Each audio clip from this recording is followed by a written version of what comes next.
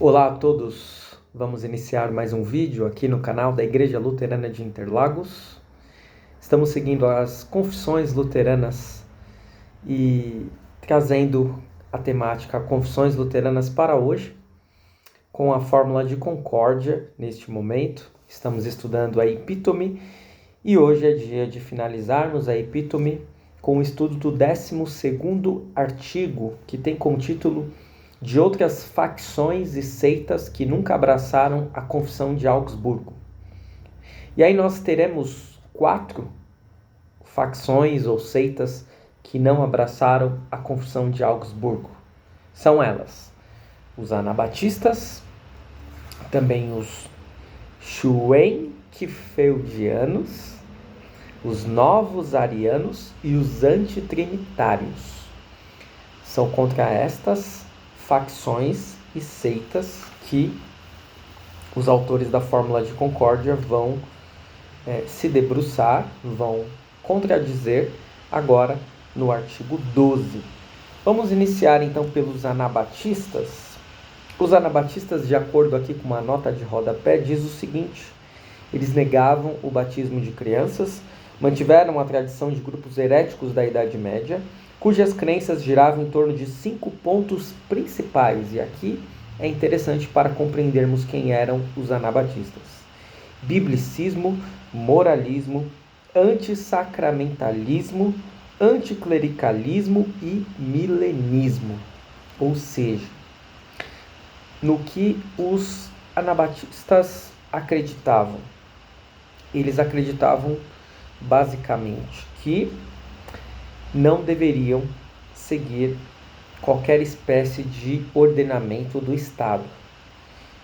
Eles acreditavam no rebatismo, não batizavam crianças, eles eram contra o clericalismo, eram milenistas, estavam à espera do retorno de Cristo o mais breve possível, eram contra os sacramentos e eles se opunham não apenas à Igreja Romana, mas a muitos pontos das Sagradas Escrituras, além de serem moralistas.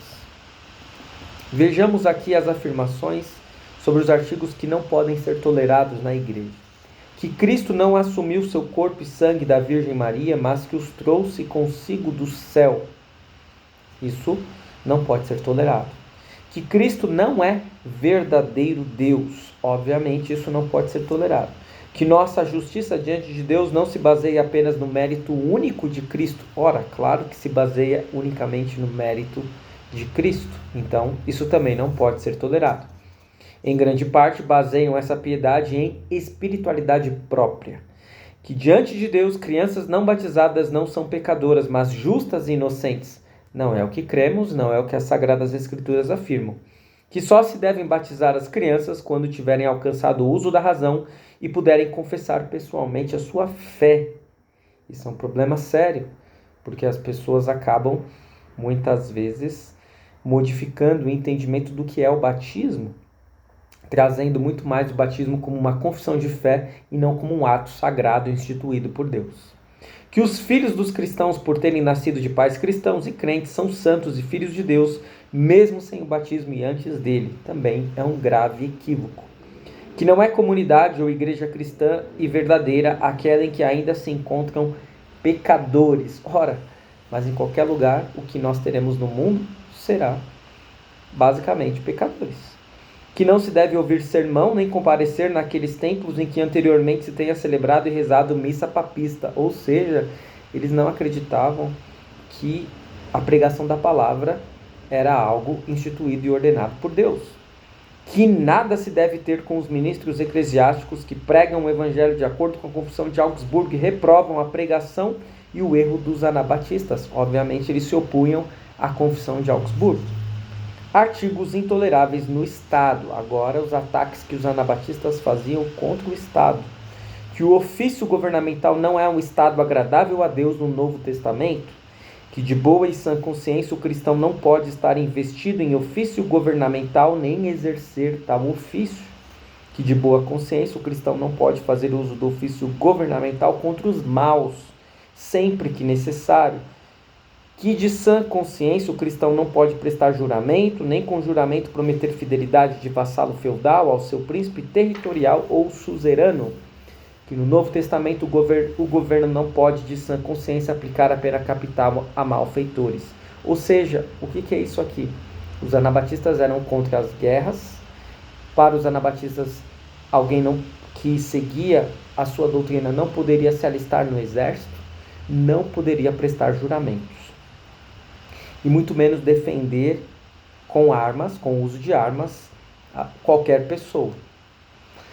Artigos intoleráveis na vida doméstica, que de sã consciência o cristão não pode reter ou possuir propriedade privada, mas tem o dever de passá-la à comunidade, que de boa consciência o cristão não pode ser dono de estalagem, negociante ou fabricante de armas, que cônjuges podem divorciar-se por causa da fé, abandonar um ao outro e contrair matrimônio com outra pessoa da mesma fé. Tudo isso os anabatistas defendiam, tudo isso é repudiado pelos autores da Fórmula de Concórdia, tudo isso nós não cremos. O que nós podemos fazer aqui, trazendo um pouco para o nosso tempo atual? Existem anabatistas exatamente no nosso país, no nosso contexto? Não, eles não estão entre nós. Mas os resquícios dos anabatistas, pessoas que possuem alguma doutrina com semelhanças e com partes dessa doutrina, isso tem muito. Não precisamos citar os nomes, basta nós refletirmos um pouco que saberemos quem não batiza crianças, saberemos quem não pode prestar juramento ao Estado, saberemos que há pessoas que seguem religiões que são pacifistas, que não pode ir à guerra, que não pode fazer uso de armas mesmo para defesa. Então tudo isso é repudiado por aqueles que de fato aceitam o que as Sagradas Escrituras afirmam. E nós não consentimos com tais doutrinas. Passamos então para o segundo ponto. Esse é um pouco mais breve, os outros dois ainda mais breves. Os schwenckfeldianos. Nós precisamos entender o que é isso. E aí, numa nota de rodapé aqui do livro de Concórdia, nós lemos o seguinte: seguidores de Caspar Schwenkfeld, um nobre da Silésia e o mais notável dos assim chamados espiritualistas do século XVI, reavivaram parte da tradição mística da Idade Média, ou seja, eram basicamente espiritualistas que reavivaram essa parte mais mística da Idade Média. Quais são os artigos errôneos deles? Que todos os que dizem que Cristo, segundo a carne, é uma criatura, não têm conhecimento correto de Cristo, que a carne de Cristo, pela exaltação, assumiu todas as propriedades divinas, de tal maneira que ele, Cristo, como homem, é inteiramente igual ao Pai e ao Verbo, em grau e estado de essência. Que o ministério eclesiástico, a palavra pregada e ouvida, não é o meio pelo qual Deus, Espírito Santo, ensina as pessoas e nelas opera o conhecimento salvífico de Cristo. Que a água do batismo não é o meio pelo qual o Senhor Deus sela a adoção de filhos e opera o renascimento. Que pão e vinho na Santa Ceia não são meios pelos quais e com os quais Cristo distribui seu corpo e sangue. Que um cristão verdadeiramente regenerado pelo Espírito de Deus pode, na presente vida, guardar e cumprir a lei de Deus com perfeição. Que não é verdadeira comunidade ou igreja cristã aquela em que não existe exclusão pública ou processo regular de excomunhão. Que o ministro da igreja não pode ensinar proveitosamente aos outros ou administrar sacramentos verdadeiros, genuínos, se ele mesmo não é verdadeiramente renovado, renascido, justo e piedoso. O que são tais doutrinas? O que elas estão defendendo? Basicamente, coisas que estão fora das Escrituras. Porque, se nós observarmos, o batismo está embasado nas Escrituras. A Santa Ceia está embasada nas Escrituras. Ambos foram instituídos por Cristo. E várias outras questões aqui também, além dos sacramentos, existe um apelo a sair da Escritura e a adotar uma postura mais mística, mais espiritualista, e que muitas igrejas hoje preferem, e que nós devemos tomar muita cautela. Erro dos novos arianos. E aí nós temos também uma nota de rodapé explicando esses aqui. São mais fáceis de compreendermos. Basicamente, eles negavam a divindade de Cristo. E só tem uma frase aqui na fórmula de concórdia, na epítome, a respeito deles. Que Cristo não é Deus verdadeiro, essencial, natural, de uma só eterna, divina essência com Deus e com o Espírito Santo, mas é apenas ornado de majestade divina abaixo e ao lado de Deus Pai. E aqui, junto com os novos arianos, já lemos na sequência os antitrinitários. Os antitrinitários, aqueles que não creem na Trindade. E assim nós lemos: esta é uma seita inteiramente nova, de que antes não se ouviu falar na cristandade. Seus adeptos creem, ensinam e confessam que não há uma única, eterna, divina essência do Pai, do Filho e do Espírito Santo, mas que assim como Deus Pai, Filho e Espírito Santo são três pessoas distintas, assim também cada pessoa tem sua essência distinta e separada das outras pessoas da divindade.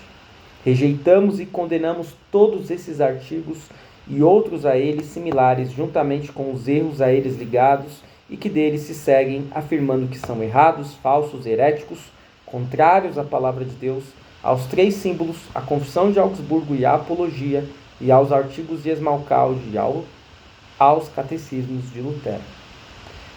Basicamente, há igrejas, doutrinas, profissões de fé que negam a Trindade, que diminuem a Cristo, que não consideram Cristo como Deus.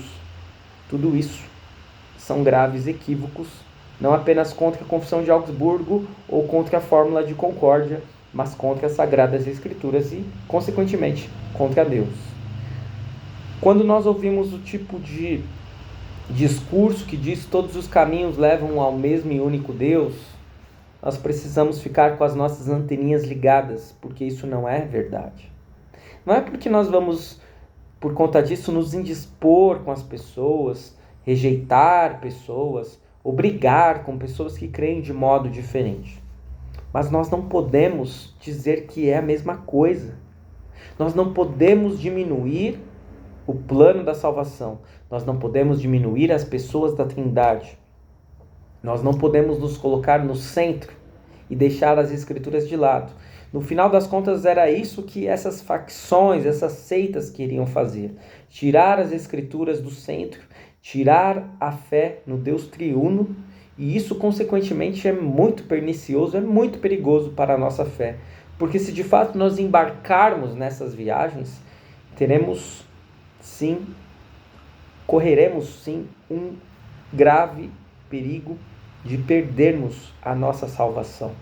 Por isso, não se engane, não embarque em viagens furadas. Fique com as Escrituras Sagradas e também com as confissões, pois elas estão embasadas nas Escrituras Sagradas. Por isso que este estudo ele é tão válido, ele é tão proveitoso. Talvez tenha sido um pouco cansativo. Eu imagino que sim, a fórmula de concórdia, estudamos a epítome, e agora seria o momento de estudarmos a declaração sólida.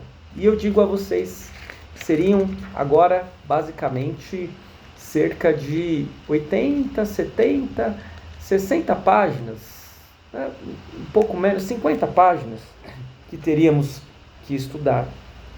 Mas eu não farei isso por duas razões. Primeiro, porque a declaração sólida, ela acaba trazendo à tona novamente tudo aquilo que nós já afirmamos e já estudamos, já refletimos na epítome. A epítome basicamente é uma abreviação da declaração sólida. Se você tem interesse de fato de estudar, não deixe de adquirir o livro de Concórdia, e você pode ler em casa a declaração sólida sem problema nenhum. Se você tiver interesse, quiser conversar comigo, mandar comentários, dúvidas, sugestões, também fique à vontade. Então quer dizer que nós não iremos mais estudar as confissões? Este projeto acabou? Não, porque eu tenho uma outra proposta. Nós não sairemos exatamente da doutrina, mas eu tenho uma proposta de nós fecharmos esse projeto, trazendo à tona especialmente como reflexão aquilo que está mais em voga hoje consoante aos ataques que a fé cristã luterana sofre. Então, nós estudaremos nos próximos 10 vídeos quais são os ataques principais à fé cristã luterana, certo? Nós traremos a acusação, nós traremos considerações a respeito dessas acusações, traremos uma resposta a tais acusações e fecharemos com uma conclusão sobre 10 temas que eu ainda não vou divulgar. No culto desse domingo eu quero trazer à tona isso na igreja e com certeza na semana que vem daremos início a esse novo microprojeto para fazermos um fechamento do nosso grande projeto deste ano de 2025, que foi as Confissões Luteranas para hoje. Espero que isso possa trazer assim uma curiosidade a vocês. Eu creio que será muito mais prático, os vídeos serão mais práticos e quem sabe vão trazer mais respostas a inquietações atuais que temos. Fique na paz do Senhor e curta, comente e compartilhe este vídeo. Até a próxima.